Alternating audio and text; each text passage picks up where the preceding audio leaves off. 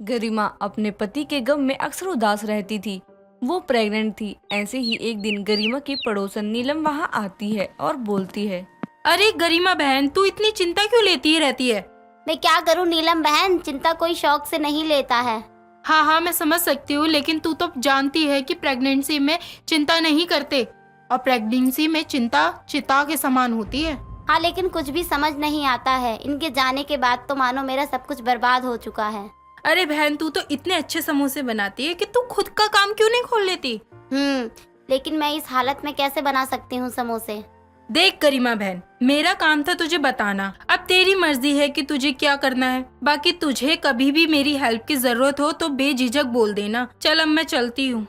इतना बोलकर अब नीलम वहाँ से चली जाती है। लेकिन नीलम की बातें गरिमा के मन पर गहरा प्रभाव छोड़ जाती हैं और वो नीलम के बताए अनुसार ही अपनी एक छोटी सी दुकान खोलती है और समोसे बेचने लगती है। देखते ही देखते अब कुछ महीने गुजर जाते हैं और एक रात जब गरिमा को लेबर पेन स्टार्ट हो जाता है, जिसके बाद नीलम गरिमा को हॉस्पिटल ले जाती है और कुछ ही देर में गरिमा को 2 जुड़वा बेटी होती हैं और इस बात से अनजान गरिमा बेहोश पड़ी हुई थी। तो वहीं दूसरी तरफ एक बहुत ही अमीर आदमी जिसका नाम विपिन था, उसकी पत्नी को बच्चा होते ही मर गया था। उसकी पत्नी की हालत बहुत ही खराब थी। ये देखकर विपिन डॉक्टर से बोलता है, डॉक्टर, मेरा तो बच्चा रहा ही नहीं और आपके कहने के अनुसार अगर मैंने अपनी पत्नी को कुछ भी बताया तो उसकी जान भी जा सकती है। जी बिल्कुल, आप अपनी पत्नी को यदि कुछ भी बताते हैं तो उनसे ये सदमा बर्दाश्त नहीं होगा। तो मुझे इसके लिए क्या करना होगा? पहली चीज, आपको अपनी पत्नी से सच छुपाना होगा और अगर आप कोई बच्चा अरेंज कर सकते हैं तो उनके हाथ में एक बच्चा थमा दो, क्योंकि उनको अभी आपसे ज्यादा बच्चे की जरूरत है। लेकिन मैं बच्चा कहाँ से लाऊं? एक तरफ तो डॉक्टर और विपिन बात कर रहे होते हैं तो वहीं दूसरी तरफ नीलम उनकी बातें सुनते हुए विपिन के पास आती है और कहती है, मैंने सुना है कि आपको एक बच्चे की जरूरत है। अगर मैं आपकी मदद कर दूं तो क्या आप मेरी मदद लेना चाहेंगे? क्या तुम मेरी मदद करोगी? तुम मुझे बच्चा ला कर दोगी? हाँ, बिल्कुल। लेकिन तुम मुझे नहीं जानती और मैं तुम्हें नहीं जानता, फिर तुम मेरी मदद क्यों करना चाहती हो? नीलम अब बेचारी गरिमा की सारी परेशानियां उनको बता देती है। ये सब जानने के बाद विपिन बोलता है, आप चिंता मत कीजिए, आपको कभी ये बात सुनने को नहीं मिलेगा कि आपकी दोस्त की बच्ची को कभी कोई तकलीफ हुई है। मैं भी यही आशा करती हूँ। इतना कहकर अब विपिन को नीलम गरिमा के जुड़वा बेटी में से एक बेटी दे देती है, जिसके बाद विपिन और नीलम अपने अपने रास्ते अलग हो जाते हैं। कुछ ही दिनों बाद गरिमा अपनी बेटी का नाम किरण और विपिन अपनी बेटी का नाम श्रेया रखता है और अब ऐसे ही समय बीतने लगता है और देखते ही देखते दोनों बच्चे बड़े हो जाते हैं। गरिमा की दुकान बंद हो जाती है और अपनी बेटी की चिंता में परेशान रहने लगती है। अपनी माँ को परेशान देखकर किरण बोलती है, माँ, तुम इतनी चिंता में क्यों रहती हो? बेटा, मुझे तेरी फिक्र रहती है क्योंकि तेरे पापा तो बहुत पहले ही हमें छोड़कर चले गए और अब हम इतने गरीब हैं कि मैं तुझे सही से कुछ भी नहीं दे पा रही हूँ। माँ, मुझे कुछ नहीं चाहिए। अभी आपने ही कहा ना कि हमारे पास कोई भी नहीं है, तो माँ आप खुद सोचिए ना, अगर आपको कुछ हुआ तो मेरा क्या होगा? मेरे पास तो आपके अलावा कोई भी नहीं है। हाँ मेरी बच्ची, तू चिंता मत कर, मुझे कुछ नहीं होगा। अपनी माँ की ये बातें सुनकर किरण अपनी माँ को गले लगा लेती है। तभी वहाँ पर नीलम आ जाती है और दोनों माँ बेटी का ऐसा प्यार देखकर अपने मन में बोलती है, वाह रे किस्मत, गरिमा की दोनों बेटियां अलग अलग जगह हैं। एक जगह तो श्रेया है, अपनी जिंदगी बिना किसी रुकावट के ऐशो आराम के साथ जी रही है, तो यहाँ पर बेचारी किरण अपनी माँ के साथ इस गरीबी में जी रही है। नीलम इनकी तरफ देख अपने ख्यालों में खोई हुई थी कि तभी किरण नीलम को बोलती है, अरे काकी, तुम वहाँ क्या कर रही थी? देखने से तो लग रहा है कि तुम किसी के ख्यालों में खोई हुई हो। आखिर कौन है वो? अरे बेटा, मैं तो यहाँ पे तुम्हें खुशखबरी देने आई थी, लेकिन तुम दोनों माँ बेटी का प्यार देखने लगी। अच्छा जी, आखिर इस उम्र में कौन सी गुड न्यूज लेकर आई हो तुम? वो खुशखबरी है, तेरा एडमिशन हो गया है, वो भी सबसे बड़े कॉलेज में। सच में? अरे ये तो बहुत अच्छी खबर सुनाई है आपने। इतना कहकर किरण झूमती हुई वहाँ से चली जाती है और अब वो अपने कॉलेज जाने की तैयारी करने लगती है और अगले दिन कॉलेज जाती है, जहाँ उसको अपनी क्लास में हूबहू अपने जैसी ही लड़की दिखाई देती है। उसको देख किरण को एक झटका सा लगता है और वो उसके सामने खड़ी हो जाती है। श्रेया खुद के जैसे किरण को देखकर हैरान होते हुए बोलती है, अरे तुम हूबहू मेरी जैसी दिखती हो। मैं यही देखकर हैरान हो रही थी कि आखिर हम दोनों की शक्ल एक जैसी कैसे हो सकती है।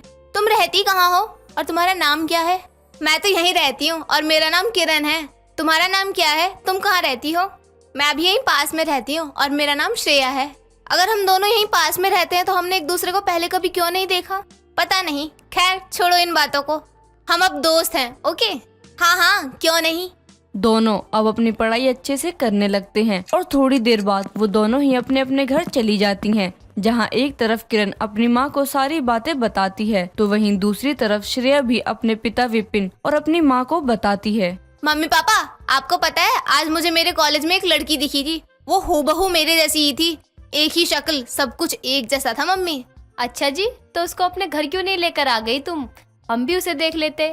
अरे मम्मी सच बोल रही हूँ मैं।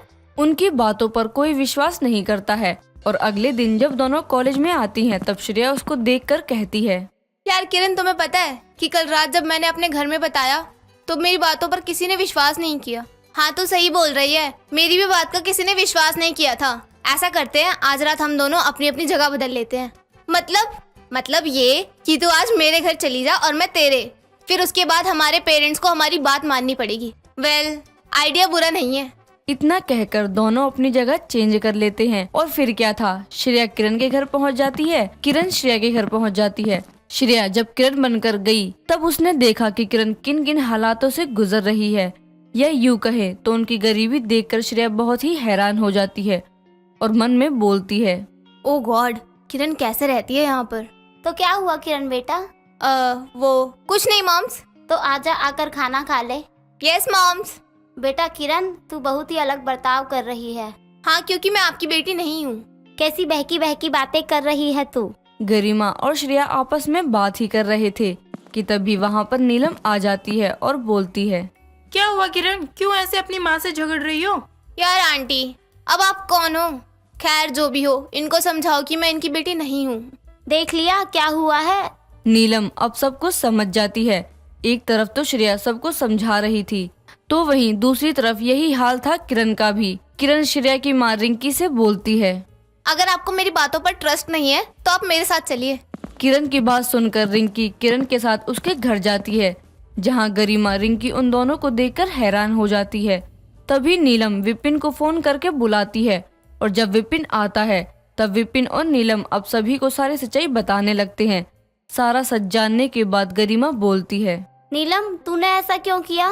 क्योंकि गरिमा तेरी हालत बहुत ज्यादा खराब थी और देख, मेरा ऐसा करने की वजह से एक औरत को बच्ची मिल गई और उसकी जान भी बच गई। तो क्या हुआ अगर दोनों बच्चियों की किस्मत अलग अलग हो गई, एक गरीब और दूसरी अमीर हो गई? नहीं नीलम बहन, तुमने मेरी जान बचाई है और ये दोनों बच्ची मेरी ही है। भले ही मैंने इसको अपनी कोख से जन्म ना दिया हो, लेकिन श्रेया को पाल पोस कर बड़ा किया है, तो श्रेया की तरह ही किरण भी मेरी बेटी हुई ना। और अब किरण और गरिमा बहन इस झुग्गी झोपड़ी में नहीं रहेगी। जैसे मेरी श्रेया बेटी है वैसे ही आज से मेरी बेटी किरण भी है। अब से ये दोनों मेरे साथ ही रहा करेंगी। इस तरह अब दोनों बहनें साथ रहने लगती हैं। अंजलि अपने बेटे संजय, बहू रुचि और पोती पीहू के साथ कानपुर में रहती थी। अंजलि का भरा पूरा परिवार था। उसके घर में किसी भी चीज की कोई कमी नहीं थी, लेकिन अंजलि को पोते का बहुत चाव था। वो पोते के लिए हमेशा अपनी बहू के पीछे पड़ी रहती है, लेकिन रुचि हमेशा अपनी सास की बात को टाल जाया करती थी। एक सुबह के समय रुचि डाइनिंग टेबल पर बैठी इमली की चटनी बना रही होती है। तभी अंजलि वहाँ आती है। इमली की चटनी लेकर बैठी है तो सुबह सुबह, मतलब कोई खुशखबरी है। भगवान ने लगता है मेरी सुन ली है, मुझे पोता मिलने वाला है। सदा सुखी रहे बहू, तूने मेरी बात सुन ली। माँ जी आप शांत हो जाइए, आप जैसा समझ रही हैं वैसा कुछ नहीं है। थोड़ा धीरे बोलिए, आस पड़ोस वाले सुन लेंगे। सुन लेंगे तो सुन ले, मैं जोर जोर से चिल्ला चिल्ला कर सबको बताऊंगी कि मेरे घर पोता आने वाला है। सदा सुखी रहे बहू तू, कब से मैं तुझसे पोता मांग रही थी। बहू मुझे पोता दे दे, पोता दे दे। आखिरकार तूने मेरी बात मान ली। माँ जी आप समझ क्यों नहीं रही हैं? ऐसा कुछ नहीं है जैसा आप समझ रही हैं। पहले आप मेरी बात तो सुनिए कि मैं कहना क्या चाहती हूँ। मुझे कुछ नहीं सुनना है, मैं तो खुशी से नाचूंगी। मेरी बहू ने मुझे पोता दिया है, मेरे घर पोता आने वाला है। अंजलि पोता आने की खुशी में पूरे घर में घूम घूम कर नाच रही होती है। तभी संजय अपनी बेटी पीहू को लेकर वहाँ आता है और अंजलि को नाचते देखकर हंसने लगता है। अरे क्या हुआ माँ, आज आप बड़ी खुश लग रही हैं। कौन सी जन्नत मिल गई आपको, जरा मुझे भी तो बताइए। बेटा मैं तो बहुत खुश हो गई। कि तूने मेरी तमन्ना पूरी कर दी है और मुझे पोता मिलने वाला है। माँ, मेरे ख्याल से तो मैं आपका इकलौता ही बेटा हूँ, और जहाँ तक मुझे पता है कि मैंने आपको कोई पोता नहीं दिया, बल्कि एक पोती दी है जो आपके सामने खड़ी है। तो आपको पोता कहाँ से मिल गया? नींद में हो क्या माँ आप? मैं नींद में नहीं हूँ। लगता है तुझे अभी तक तेरी बीबी ने अपने माँ बनने की खुशखबरी नहीं दी है। क्या? ये कैसे हो सकता है? तुम सच में माँ बनने वाली हो? चुप करिए आप। आपको नहीं पता कि मैं माँ बनने वाली हूँ या नहीं? सब आपकी वजह से हुआ है। माँ जी को पोता पाने के चक्कर में ना पागल हो गई है वो, और कुछ नहीं। उन्होंने मुझे सुबह इमली की चटनी बनाते हुए देखा, बस शुरू हो गई, मुझे पोता मिल गया, मुझे पोता मिल गया। तू ये क्या कह रही है बहू? इसका मतलब तू पेट से नहीं है? मैं बिना बात ही खुश हो रही थी। शुक्र है आपको तो मेरी बात समझ में आई। मैं ये इमली की चटनी संजय जी के लिए बना रही थी। इन्हें आलू के पराठों के साथ इमली की चटनी पसंद है ना, इसलिए। रुचि की बात सुनकर अंजनी उदास हो जाती है और जाकर चुपचाप सोफे पर बैठ जाती है। तभी संजय उसके पास आता है और उसका हाथ पकड़ता है। माँ, मुझे अब और बच्चे नहीं चाहिए। भगवान ने मुझे एक लड़की दी है और आपको पोती। मुझे इसे अच्छे से पढ़ा लिखा कर किसी लायक बनाना है, बस इसलिए आप ये पोते का ख्याल अपने दिल से निकाल दीजिए। पापा, दादी को क्या हुआ? ये अभी तो हंस रही थी, अब सैड क्यों हो गई? बताओ दादी, मुझे बताओ क्या हुआ आपको? बेटा, आप एक काम करो, आप मेरे साथ चलो। दादी को अकेला छोड़ दो, आपको स्कूल के लिए देर हो रही है ना। संजय इतना कहकर पीहू और रुचि को लेकर वहाँ से चला जाता है। इसके बाद अंजनी अपने मन में सोचती है, बेटा मैं तो तेरी माँ हूँ, अपने घर का चिराग तो मैं तुझसे लेकर रहूंगी। पोता तो तू मुझे जरूर देगा, अब मुझे ही कुछ करना पड़ेगा।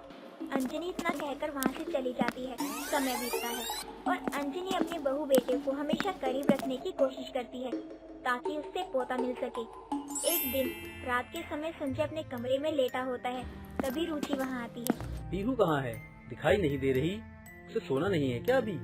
वो माँ जी के साथ ना माँ जी के कमरे में है। माँ जी कह रही थी कि उसे आज वो अपने साथ ही सुलाएंगी।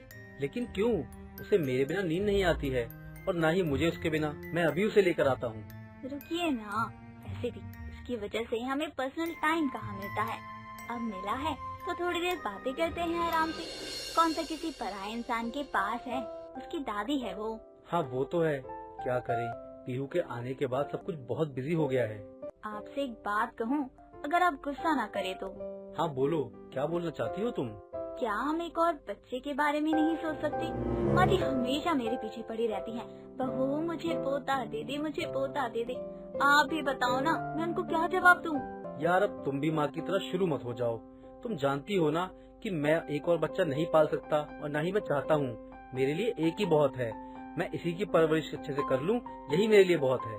संजय और रुचि एक दूसरे को गले लगाकर लेटकर बातें कर रहे होते हैं। तभी उनकी बच्ची पीहू भागते हुए उनके कमरे में आ जाती है। उसको रोकने के चक्कर में अंजनी भी कमरे के अंदर आ जाती है। अंजनी को देखते ही दोनों बैग से खड़े हो जाते हैं। माफ करना बेटा, वो पीहू को पकड़ने के चक्कर में मैं गलती से अंदर आ गई। बेटा तुम मेरे साथ चलो, आज पीहू दादी के साथ सोएगी। नहीं, मैं दादी के साथ नहीं, मम्मी और पापा के साथ सोऊंगी। अरे नाच बेटी, तू इनके साथ सोएगी तो बहू मुझे पोता कैसे देगी? बेटा तू मेरे साथ चल, जो तू मुझसे मांगेगी मैं वो तुझे दूंगी। नहीं, मैं पापा के साथ ही सोऊंगी। कोई बात नहीं माँ जी, आप जाइए, ये नहीं जाने वाली है। अगर आप इसे ले जाएंगी तो खुद रात में नहीं सो पाएंगी। रुचि के कहने पर अंजनी वहाँ से चली जाती है। समय बीतता है। तभी एक दिन रुचि रसोई में खाना बना रही होती है। तभी अंजनी वहाँ आती है। बहू मुझे पोता दे दे, मेरी आखिरी इच्छा तो पूरी कर दे। माँ जी आप पोता तो ऐसे मांग रही हैं जैसे मार्केट की शॉप में लगी कोई शो पीस हो, जो आपके कहते ही मैं उसे लाकर आपको थमा दूं। मैं अकेली कैसे दे दूं आपको पोता? बहू तू संजय को मनाने की कोशिश तो कर। एक पत्नी होकर अपने पति को रिझा नहीं सकती है क्या, ताकि मेरा वंश भी आगे बढ़ जाए? माँ जी मैं क्या करूँ, मुझे ये सब करना नहीं आता। आप बताइए। अपने पति के साथ टाइम बिता, उससे प्यारी प्यारी बातें कर ताकि वो तेरे पास रहे, तुझसे दूर ना जाए। एक बार अपनी तरफ से पूरी कोशिश कर, अच्छे से तैयार होके बन ठन के जा। अपनी सास के कहने अनुसार रुचि ज्यादातर अपने पति के करीब रहने की कोशिश करना शुरू कर देती है। जब तक वो घर में है वो उसके पास ही रहती।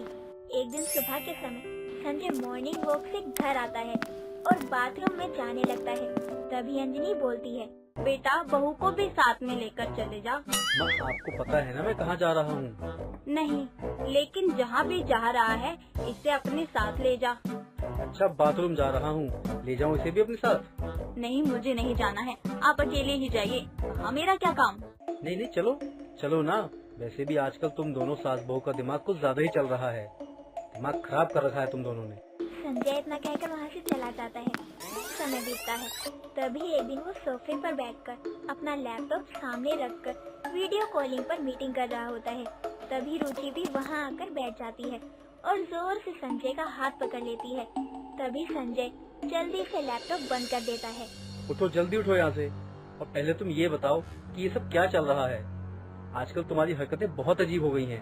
हमेशा फेविकॉल की तरह चिपकी रहती हो। देखिए, आप मुझसे ना ऐसे लेवल गिराकर बात मत कीजिए। मैं किसी और की नहीं चिपक रही हूँ, बल्कि अपने पति से ही तो चिपक रही हूँ। भगा कर नहीं लाए हैं आप मुझे, शादी करके लाए हैं। इज्जत से बात कीजिए मुझसे। अच्छा जी, खुद गलती करके मुझे सुना रही हो। यहाँ पर तैयार होकर लैपटॉप के सामने पूजा करने तो नहीं बैठा हूँ जो तुम मेरा साथ देने आ गई हो। तुम्हें समझ में तो आ रहा है ना कि मैं काम कर रहा हूँ? नहीं समझ में आया मुझे। वैसे भी आपको काम के सिवा और कुछ दिखाई कहाँ देता है। दिखाई तो मुझे बहुत कुछ दे रहा है। आजकल तुम कुछ ज्यादा ही चिपक रही हो मुझसे। कुछ नहीं, छोड़िए, कर लीजिए अपना काम। रुचि इतना कहकर वहाँ से चली जाती है। दिन बीतते हैं। तभी एक दिन संजय भीगते हुए ऑफिस से घर आता है और रुचि उसके लिए कॉफी लेकर रूम में आती है। वो कॉफी रखकर रूम से जाने लगती है। तभी संजय उसका हाथ पकड़कर अपनी तरफ खींच लेता है और उससे सॉरी बोलता है, जिसके बाद दोनों एक साथ काफी टाइम स्पेंड करते हैं और एक दूसरे के करीब भी आ जाते हैं। समय बीतता है। तभी रुचि एक दिन डॉक्टर के पास जाती है, जहाँ उसे पता चलता है कि वो माँ बनने वाली है। वो घर आकर ये खुशखबरी अपनी सास को सुनाती है, जिससे सुनकर वो पूरे मोहल्ले में मिठाइयाँ बांटती है। इस तरह से अंजनी को अपना पोता पाने की इच्छा पूरी होने की एक आस मिल जाती है। दीक्षित हॉस्पिटल के बेड पर लेटा हुआ था, आंखों में आंसू और होठों पर हल्की सी मुस्कान लिए। पिया उसके हाथ को चूमते हुए बोलती है, सुनिए, आप हौसला मत हारिए, आपको कुछ नहीं होगा, आप बिल्कुल ठीक हो जाएंगे और फिर मैं आपको बादाम का हलवा बनाकर खिलाऊंगी। पिया, अब ये बेकार की कोशिशें मत करो। तुमने अपनी सारी जिंदगी बस मुझे खुश करने में निकाल दी, पर मैं तुम्हें खुशी नहीं दे पाया। कैसी बातें कर रहे हैं आप? कुछ मत कहिए, आपकी पिया है ना आपके साथ, आपको कुछ नहीं होगा। नहीं, अब ये मौत मुझे बहुत खास लग रही है, क्योंकि तुमने जिंदगी का हर पल इतना खुशनुमा बना दिया कि अब मैं खुशी।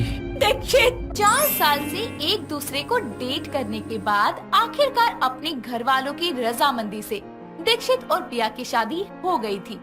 दोनों ही एक दूसरे से बहुत प्यार करते थे। सुहाग रात की रात जब दीक्षित पिया का घूंघट उठाता है तो उसके बाद उसके माथे को चूमकर बोलता है, कितना वेट किया है इस पल का। आज मेरी जिंदगी की सब ख्वाहिश पूरी हो गई हैं। तुम अब सिर्फ मेरी हो और सिर्फ मेरी हो जान। मैं तो हमेशा से आपकी थी और आपकी ही रहूंगी। दोनों एक दूसरे को हक करते हैं और अपनी सुहाग रात को एंजॉय करते हैं। अगली सुबह जल्दी उठकर पिया घर का सारा काम खत्म कर देती है और सबके लिए नाश्ता भी बना देती है। साथ ही वो दीक्षित के कपड़े अलमारी से निकालकर प्रेस कर देती है और उसे उठाते हुए बोलती है, सुनिए, उठ जाइए, सुबह हो गई है। आज शर्मा जी के साथ आपकी मीटिंग है। मैंने नाश्ता भी बना दिया है, जल्दी से रेडी हो जाइए। Good morning my sunshine. सूरज से ज्यादा चमक तो तुम्हारे इस प्यारे से चेहरे में है। अजी सुबह सुबह रोमांस सूझ रहा है, क्या बात है। जल्दी से तैयार हो जाइए। बाथरूम में हल्का गर्म पानी रख दिया है, टॉवल रख दिया है और हाँ, ऑर्डरनेल भी लगा दिया है, आपका पसंदीदा जैस्मिन वाला। सब रख दिया, तुम भी चलो, तुम्हारी कमी है। आप भी ना, हटो, काम करना है मुझे। पिया शर्मा कर वहाँ से भाग जाती है और थोड़ी देर बाद सभी लोग नाश्ते की टेबल पर नाश्ता करने बैठ जाते हैं। तभी उसकी सास मोहिनी बोलती है, सच में बहू, तू मेरे और मेरे बेटे का इतना ख्याल रखती है कि एक चम्मच तक नहीं उठाने देती मुझे खुद से। पिया, वो जी हाँ, मुझे पता है। ये लीजिए बादाम का हलवा। मुझे पता था आज आपका मीठा खाने का मन है, इसलिए मैंने पहले ही बना दिया था। अच्छा, और हाँ जी, आपके ब्लैक वाले जूते रेडी कर दिए हैं, आपका रुमाल आपकी पैंट की राइट वाली पॉकेट में है, लैपटॉप आपके बैग में रख दिया है, आपका वॉलेट और गाड़ी की चाबियाँ टेबल पर रख दी हैं। अरे अरे बहू बस कर, सांस ले ले। सच में पिया, तुम तो मुझे मुझसे ज्यादा जानती हो। एक पल को मैं कुछ भूल सकता हूँ, पर तुम नहीं। अरे बस बस, बहुत हो गई मेरी तारीफ, अब नाश्ता कर लो सब। नाश्ता करके दीक्षित ऑफिस के लिए निकल जाता है और मोहिनी टीवी देखने लगती है। पिया घर के कामों में लग जाती है। कुछ देर बाद उसके फोन पर दीक्षित का कॉल आता है और वो उससे बोलता है। क्या कर रही हो जान? जी कुछ नहीं, बस घर का काम। अच्छा सुनो ना, वो शर्मा वाली फाइल मैं घर पर ही भूल गया, वो भिजवा दो। ऐसा कभी हो सकता है कि मेरे होते हुए आप कुछ भूल जाए? मैंने मुरारी भैया को भेज दिया है, आपकी फाइल आप तक पहुंच जाएगी। यार सच में तुम मेरी लाइफ की एंजल हो एकदम। कोई भी प्रॉब्लम आने से पहले उसे सॉल्व कर देती हो। इतना कहकर दीक्षित फोन रख देता है और यूं ही वक्त बीतता जाता है। पिया आगे से आगे दीक्षित के हर काम को कर दिया करती। ऐसे ही एक रात दीक्षित देर से घर आता है और जैसे ही वो अपने कमरे में जाता है, वो देखता है कि कमरे में चारों तरफ मोमबत्तियां जली हैं और अच्छा सा रोमांटिक म्यूजिक बज रहा है। तभी कमरे में रेड कलर की साड़ी पहने पिया आती है और उसके हाथों को अपने हाथों में थाम कर बोलती है। एक आरज़ू थी मेरी, कभी यूं मुलाकात हो, तेरे होठों पे हो होठ मेरे और चांदनी रात हो। क्या बात है जान, इतना कातिलाना अंदाज क्यों? क्योंकि आज वो दिन है जब मैं तुमसे पहली बार मिली थी और पहली नजर में ही तुम्हारी हो गई थी। सच में यार, तुम मुझे हर दिन इतना स्पेशल फील करवाती हो कि दुनिया में मैं सबसे स्पेशल पति हूँ जिसको इतनी केयरिंग बीवी मिली है। मैं सारी उम्र तुमसे यूं ही मोहब्बत करना चाहती हूँ। मैं कभी बर्दाश्त नहीं कर सकती तुम्हारी आंखों में आने वाला एक भी आंसू। तुम्हारी मुस्कुराहट ही मेरी जिंदगी है और मैं हमेशा तुम्हें और तुम्हारी खुशियों को अपनी लाइफ में सबसे ऊपर रखूंगी। Oh my love, I love you so much. I love you too my lovely hubby. ऐसे ही वक्त बीतता है और गुजरते वक्त के साथ साथ दीक्षित और पिया का प्यार और ज्यादा गहरा हो जाता है। पर किस्मत को तो कुछ और ही मंजूर था और वो पिया की जिंदगी में गम के बादल लेकर आती है। दीक्षित की तबीयत खराब होने लगती है। पिया उसे बहुत सारे डॉक्टर के पास लेके जाती है, पर उसे कहीं से आराम नहीं आता। बात इतनी बिगड़ जाती है कि दीक्षित को हॉस्पिटल में एडमिट करवाना पड़ता है, जहां डॉक्टर उसके बहुत सारे टेस्ट करते हैं और रिपोर्ट्स आने के बाद डॉक्टर पिया और मोहिनी से बोलते हैं। जी देखिए, आपके बेटे को लास्ट स्टेज का कैंसर है। उनके पास बहुत कम वक्त बचा है। आप उनको जितनी खुशियाँ दे सकते हैं और जितना अच्छा उनको महसूस करवा सकते हैं करवाइए, क्योंकि अब वो ज्यादा दिन तक ये सब नहीं देख पाएंगे। इतना कहकर डॉक्टर वहाँ से चले जाते हैं और उनके जाने के बाद मोहिनी बोलती है। बहू ये सब क्या हो गया? नहीं नहीं, मेरे दीक्षित को कुछ नहीं हो सकता ना बहू। माँ जी संभालिए खुद को, मैं दीक्षित को कुछ नहीं होने दूंगी, वो हमेशा हमारे साथ रहेंगे। कुछ देर बाद दीक्षित को होश आता है और वो तीनों घर वापस आ जाते हैं। अब पिया दीक्षित का पहले से भी ज्यादा ख्याल रखने लगती है, पर वो कहते हैं ना, जो होना होता है वो तो होकर ही रहता है, उसे कोई नहीं बदल सकता। ऐसे ही एक रात दीक्षित पिया की गोदी में सर रखकर सो रहा होता है। तभी उसको तेज की खांसी होने लगती है और उसका बदन दर्द से टूटने लगता है, जिसके बाद दीक्षित करहाते हुए बोलता है। ये मुझे क्या हो रहा है? इतना दर्द एक साथ, मुझे समझ नहीं आ रहा। आपको कुछ नहीं होगा। माँ जी जल्दी आइए, दीक्षित को हॉस्पिटल लेकर जाना है। आप हिम्मत रखिए, मैं हूँ ना। ये सब क्या हो रहा है पिया? पिया। मोहिनी और पिया जल्दी से दीक्षित को हॉस्पिटल लेकर पहुंचते हैं, जहां डॉक्टर उसे आईसीयू में एडमिट कर देते हैं। होश में आने के बाद उसे सब पता चल जाता है कि उसे कैंसर है। आज तक उसके परिवार वालों ने उससे इस बात को छुपा के रखा था। तभी पिया उसके पास आती है, आंखों में आंसू और होठों पर हल्की सी मुस्कान लिए। पिया उसके हाथों को चूमते हुए बोलती है। सुनिए, आप हौसला मत हारना, मुझे पक्का यकीन है आपको कुछ नहीं होगा। आप बिल्कुल ठीक हो जाएंगे। फिर मैं आपको बादाम का हलवा बनाकर खिलाऊंगी। पिया, अब ये सब बेकार की कोशिशें मत करो। तुमने अपनी सारी जिंदगी बस मुझे खुश करने में निकाल दी, पर मैं तुम्हें खुशी नहीं दे पाया। कैसी बातें कर रहे हैं आप? कुछ मत कहिए। आपकी पिया है ना आपके साथ, आपको कुछ नहीं होगा। नहीं, अब ये मौत मुझे बहुत खास लग रही है, क्योंकि तुमने जिंदगी का हर पल इतना खुशनुमा बना दिया कि अब मैं खुशी। दीक्षित, दीक्षित कुछ बोलो ना, प्लीज बोलो। उठो ना, मुझसे बात करो। तुम मुझे छोड़कर नहीं जा सकते, प्लीज उठ जाओ। पिया के लाख उठाने पर भी दीक्षित नहीं उठता, क्योंकि वो तो एक गहरी नींद में सो चुका था। दीक्षित के बाद मोहिनी अपने बेटे की मौत का सदमा बर्दाश्त नहीं कर पाती और वो पागल हो जाती है। तो वहीं पिया अपनी और अपनी सास की देखभाल करती है और उसकी जिंदगी में अब ना स्पेशल पति बचता है और ना ही कोई खुशी। ये कहानी है लालू की। लालू की खुद की सुनार की दुकान थी। लालू सुनार की दुकान में लोगों के गहने बनाता और उस पैसे से अपने घर का खर्चा चलाता। लालू जितना ही ईमानदारी से अपनी दुकान को चलाता, उसकी बीवी उतनी ही लालची थी। लालू अपनी सोने की छोटी सी दुकान से बहुत खुश था। ऐसे ही एक दिन लालू अपनी दुकान से एक घर आता है तो लालू की बीवी विमला उसे देखकर कहती है, आ गए जी सुनार की दुकान से, और कैसा रहा आज का काम? क्या बताओ तुम्हें, बस चल रही है छोटी सी दुकान जैसे तैसे भगवान के नाम पर। जिस हिसाब से तुम दुकान चलाते हो, तुम्हारी दुकान तो बढ़ने से रही, थोड़ी चालाकी भी आनी चाहिए। हाँ बिमला, तुम सही कह रही हो। ये शराफत से कुछ नहीं हो पाता है। अब लगता है मुझे ही कुछ करना पड़ेगा। थोड़ी बहुत चालाकी होगी तभी कुछ बढ़ोतरी होगी दुकान में। ऐसे ही समय बीतता है और एक दिन लालू अपनी दुकान में सुनार की कारीगरी कर रहा होता है कि तभी उसकी दुकान में एक औरत आती है जिसका नाम कमला था, जो कि लालू की दुकान में घुसती है और उससे कहती है, लालू जी कैसे हैं? बहुत सुना है आपकी दुकान के बारे में। अगर असली सोना चाहिए तो लालू की एकमात्र पुरानी दुकान पे आइए, तभी तो आई हूँ आपके पास। हाँ जी, आपने सुना तो बिल्कुल ही सही है। और बताइए क्या क्या बनवाना है आपको? मेरी बेटी की कुछ दिनों में शादी है, जिसके लिए मुझे कुछ गहने बनवाने हैं। नए डिजाइन के गहने दिखा दीजिए। अगर मुझे कुछ पसंद आता है तो मैं उसी तरह के डिजाइन में अपनी बेटी के लिए कुछ गहने बनवाऊंगी। लालू उसके सामने बहुत से हार, सोने के कंगन के डिजाइन और पायल रखता है। कमला भी सभी गहनों की डिजाइन देखने लगती है और उसमें से एक हार को उठाती हुई लालू से कहती है, मुझे ये हार का डिजाइन बहुत पसंद है। आप ऐसा करना कि ऐसा डिजाइन का हार ही मेरी बेटी के लिए बनवा दीजिए। ठीक है बिमला बहन, जैसा आप कहोगी वैसा ही गहना बना दूंगा मैं। और आपकी बेटी खुश होगी, उसके घर वाले भी खुश हो जाएंगे। आप पहले पेमेंट कर दीजिए, कुछ एडवांस भी दे देना। और हाँ बिमला बहन, आपको तो पता है ना कि मेरी दुकान कितनी छोटी सी है, अभी इतने ऑर्डर लेता भी नहीं हूँ मैं। ठीक है लालू भाई, अब चिंता मत करिए, मैं आपको एडवांस पैसे दे देती हूँ ताकि आप समय पे ये गहने तैयार कर दें।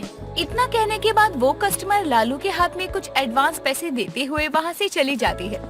कुछ देर बाद उसकी दुकान में एक बूढ़ी औरत मालती आती है, जिसके हाथ में एक बहुत पुरानी सोने की चैन थी, जिसे वो लालू के हाथ में देते हुए उससे कहती है, बेटा ये हार बहुत पुराना है और यहाँ का सोना भी नहीं है। ये मेरे पति ही गांव से लेकर आए थे और तुम्हें तो पता ही है कि वहाँ का सोना कितना दमदार होता है, लेकिन यहाँ के पानी से पता नहीं क्यों ये काला पड़ता जा रहा है और मुझे फिर से इस हार को चमकते हुए देखना है। लालू उस चैन को बहुत गौर से देख रहा होता है कि तभी मालती लालू से कहती है, अरे अब बस घूरता ही रहेगा या कुछ बोलेगा भी?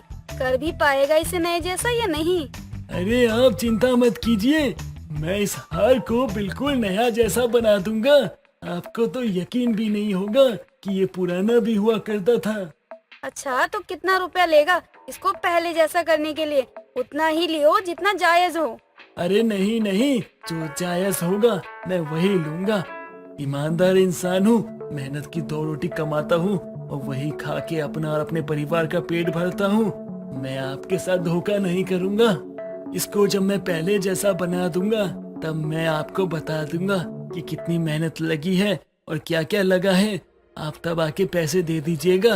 अभी आप जाइए। कुछ देर बाद वो बूढ़ी औरत अपना सोने का पुराना हार उसको रिपेयर करने के लिए देकर चली जाती है और पूरे दिन में उसकी दुकान पर बहुत से ग्राहक आते हैं, जिनमें से कुछ एडवांस पैसे देकर जाते हैं तो कुछ अपने पुराने गहने।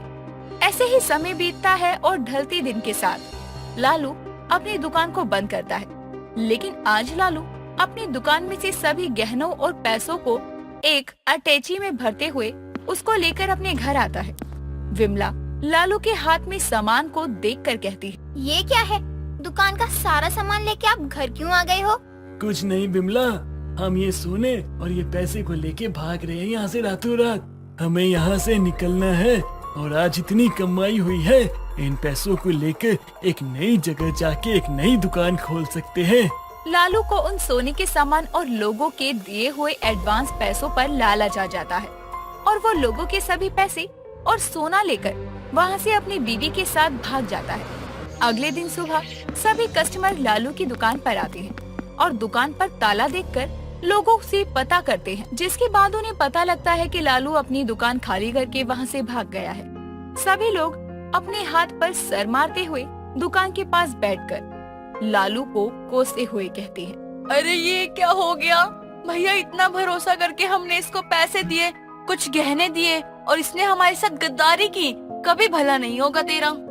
इधर लालू एक नई जगह आकर अपनी दुकान खोलता है और लोगों को बिल्कुल भी नहीं पता था कि लालू किस तरह का आदमी है। ऐसे ही समय बीतता है और वो यहाँ भी लोगों के असली गहने की कॉपी नकली गहनों में बदलकर उन्हें ही बेच दिया करता। ऐसे ही समय बीतता है। अब लालू अपनी बेटी मेघना की शादी एक पैसे वाले परिवार से करता है। विदाई के समय लालू को कुछ गहने अपनी बेटी को देने थे। लालू का लालच तो अब सर पर चढ़कर बोल रहा था। कुछ देर बाद वो अपनी कमरे में जाता है और अपनी पोटली में से गहने निकालते हुए अपने मन में कहता है, अरे काम करता हूँ, अपनी बेटी को भी सोना क्यों दूं, उसे भी नकली गहने दे देता हूँ, कौन सा उनको पता चलेगा। और वैसे भी इतने अमीर लोग हैं, अरे कौन सा देखेंगे कि गहने असली है ये नकली है, कम से कम खर्चा तो बचेगा मेरा। लालू फटाफट नकली गहनों को लेकर अपनी बेटी के पास आता है और पूरे ससुराल वालों के सामने उसके आंचल में गहनों को देते हुए अपनी बेटी को पूरे विधि विधान से विदा करता है। ऐसे ही समय बीतता है। मेघना की सास सुधा अपनी बहू के कमरे में जाती है और उसके पास जाकर उससे कहती है, बहू क्या कर रही है? अच्छा सुन, तेरे मायके से जो गहना आया था ना, उन सभी गहनों को जरा तू मुझे दे। हमारे घर का जो सुनार है ना, उसको दिखाना है कि किसका कितना वजन है और कितना नहीं, और अगर तुझे कुछ पसंद आए तो तू कुछ और भी ले लियो। ठीक है माँ जी, मैं अभी आपको सभी गहने लाकर दे देती हूँ। अपनी सास की बात सुनकर मेघना अपनी अलमारी में से अपनी सभी गहनों को निकालकर अपनी सास को देती है। कुछ देर बाद सुधा के घर में सुनार आता है, जिसके बाद उसकी सास उसे वो गहने देते हुए कहती है, ये ले, जरा बता दे ये जो सोना है इसमें कितना वजन है और कितने तोले का है ये। सुनार सोने को हाथ में उठाकर पहले ही नजर में पहचान जाता है कि ये सोना नकली है और वो हंसते हुए सुधा से कहता है, क्या सुधा दीदी, आप भी सुबह सुबह अच्छा मजाक कर रही हो, ये हाथ में नकली सोना थमा के। तेरा दिमाग खराब है क्या? असली सोना है असली, बहू को दहेज में उसके बाप ने जो दिया है। सुधा की बात सुनकर सुनार उस सोने को और अच्छे से देखने लगता है और सुधा से कहता है, देखो सुधा दीदी, ये सभी गहने नकली है और अगर आपको मुझ पे विश्वास नहीं है तो आप कहीं और से भी पता करवा लो। नहीं नहीं, अब तू कह ही रहा है तो ये नकली ही होंगे। मैंने सुना तो था कि ये लालू सोने के मामले में बहुत बड़ा लालची इंसान है, लेकिन ये अपनी बेटी के साथ भी इसी तरह से लालचीपन दिखाएगा, ये तो मुझे नहीं पता था। लेकिन अब मैं इसको छोड़ूंगी नहीं, उन सभी लोगों को अपने साथ लेकर उसके घर जाऊंगी, तब दूध का दूध और पानी का पानी करूंगी। सुधा सभी गहनों का सामान उठाती है और वहाँ से लेकर चली जाती है और लालू के घर जाती है। विमला सुधा को अचानक से घर में देखकर हैरान हो जाती है और उसे आने का कारण पूछती है। सुधा जी, आप यहाँ आइए ना, अंदर आइए, बाहर क्यों खड़ी हैं? कोई अंदर बंदर नहीं आ रही है, तुम्हें क्या लगा औरों की तरह ये लालची लालू मुझे भी बुद्धू बना देगा? ये पकड़ अपने नकली गहने, और तुझे शर्म नहीं आई? अपनी बेटी को भी नहीं छोड़ा तूने। इससे पता चलता है कि तू कितना बड़ा लालची सुनार वाला है।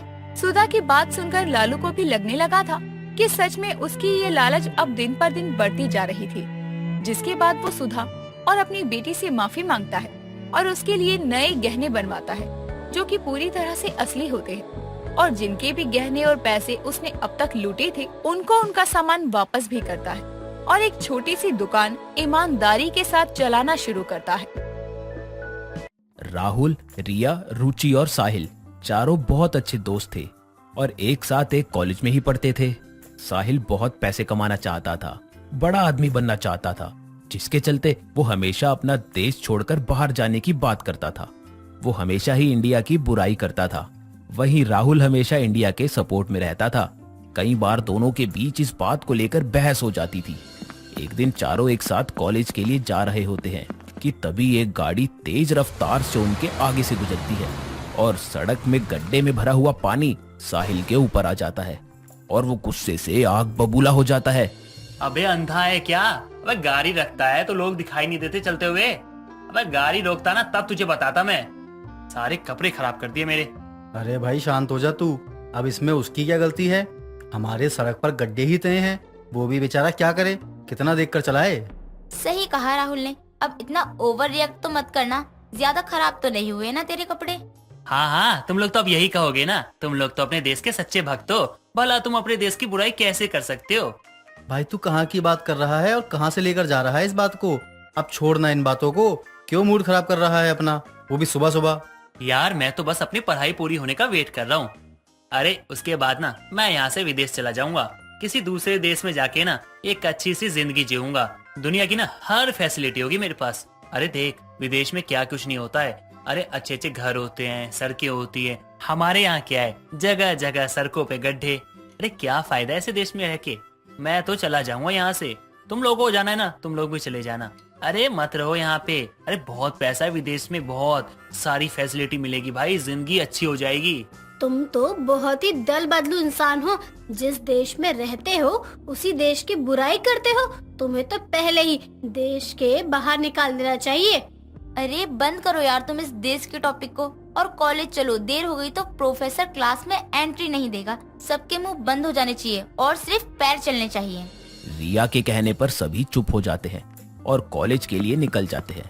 थोड़ी देर बाद वो क्लासरूम में पहुंचते हैं और अपनी क्लास अटेंड करते हैं, जहां उनकी प्रोफेसर उन्हें चंद्रयान के बारे में बताती है। स्टूडेंट्स, आप लोगों को पता ही होगा कि हमारे इंडिया ने चंद्रयान 3 14 जुलाई को लॉन्च किया था। आप लोगों को इस बात की खुशी है या नहीं? यस मैडम, हम सभी लोगों ने ये न्यूज सुनी है। हम खुद भगवान से प्रार्थना करते हैं कि जल्दी ही हमारे भारत का तिरंगा चांद पर भी लहराए। उस दिन का दिन हमारे लिए ऐतिहासिक दिन होगा।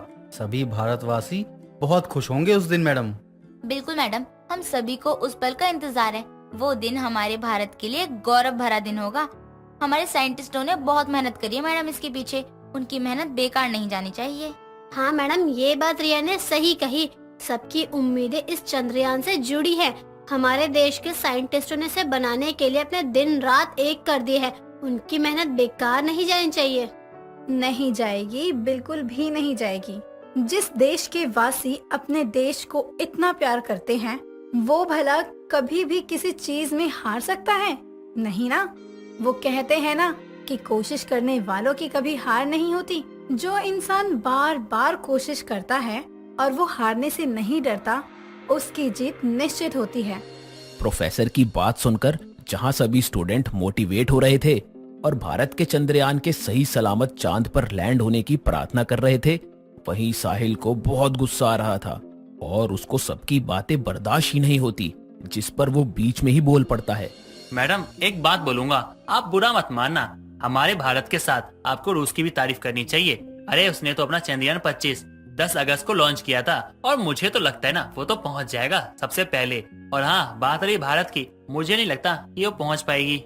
ये तू क्या कह रहा है भाई? लगता है तू हिस्ट्री कभी पढ़ता ही नहीं है। अपना मुंह खोलने से पहले हिस्ट्री तो देख लेता भारत की, तब तुझे पता चलता सब कुछ। सही कहा राहुल ने। जब देखो दूसरे देशों की भलाई और अपने देशों की बुराई करता रहता है। मैं बुराई नहीं कर रहा हूँ, मैं तो बस अपने पॉइंट ऑफ व्यू से बात कर रहा हूँ। अरे बाहर के देशों में देखो, हर एक सुविधा है। अरे हर चीज की फैसिलिटी मिलती है वहाँ पे। अरे हमारे पैसे ना उनके डॉलर्स के आगे ना कुछ भी नहीं है। अरे कोई वैल्यू नहीं है हमारी उनके आगे।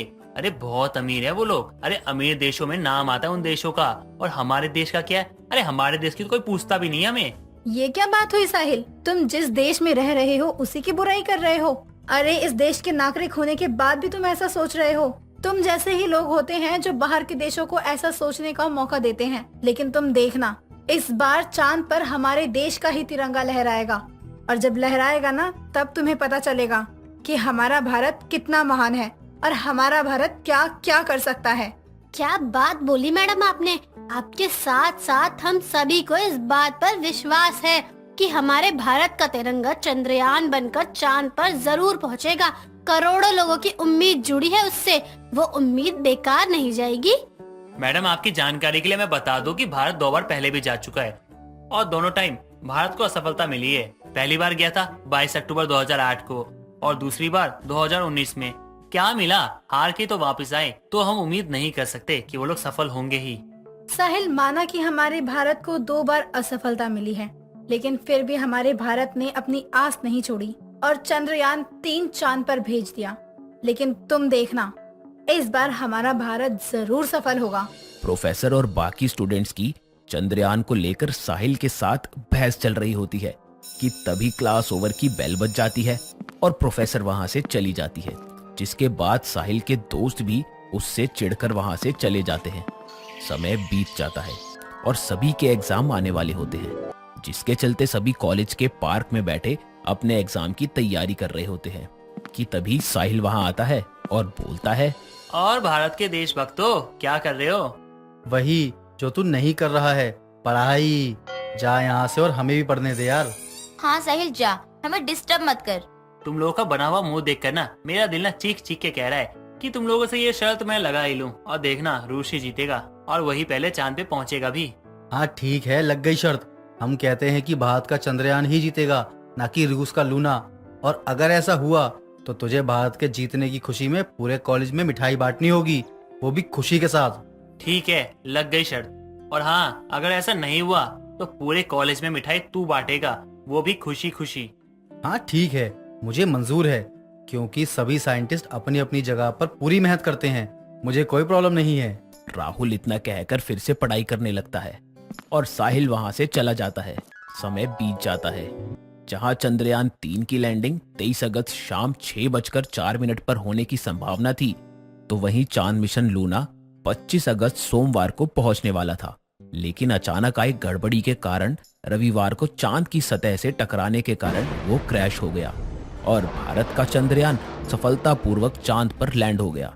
ये खबर सुनते ही पूरा भारत झूम उठा, चारों तरफ खुशी का माहौल हो गया। तभी राहुल अपने सभी दोस्तों के साथ साहिल के पास जाता है और बोलता है, भाई हमारे भारत ने चांद पर अपना तिरंगा लहरा दिया, हम जीत गए। और रही बात रशिया के लूना की, वो तो चांद की सतह से टकरा के ही टूट गया और हमारा चंद्रयान चांद पर लैंड कर गया। अब तुझे कुछ बोलना है तो बोल। ये क्या बोलेगा, आज तो इसकी बोलती ही बंद हो गई है। हमारे भारत ने एक नई हिस्ट्री बना दी यार। देख, हर जगह बस उसी की न्यूज छाई हुई है। हाँ भाई देख, सभी लोग कितने खुश है। मैं तो कहता हूँ हम लोग को ना दीपावली मनानी चाहिए आज के दिन। अरे यार कितनी खुशी की बात है यार। मुझे ना पता था कि हमारा भारत ना बहुत कुछ कर सकता है। देखा, हिस्ट्री में नाम लिख दिया हमारे भारत ने। अरे यार सच बता रहा हूँ, अरे दिल खुश हो गया, मजा आ गया। खुश होने से कुछ नहीं होता है। हमने जो शर्त लगाई थी वो शर्त पूरी कर, उसके बिना हम तुझे माफ नहीं करेंगे। तूने हमारे भारत को बहुत कुछ बोला था। हाँ हाँ भाई, ये कोई बोलने की बात है? अरे मैं तो वैसे ही बांटने जाने वाला था। अरे पूरे कॉलेज में मिठाई बांटूंगा, मिठाई के साथ जो तू बोलेगा वो भी बांट दूंगा यार। अरे मैं बहुत खुश हूँ भाई, बहुत खुश हूँ।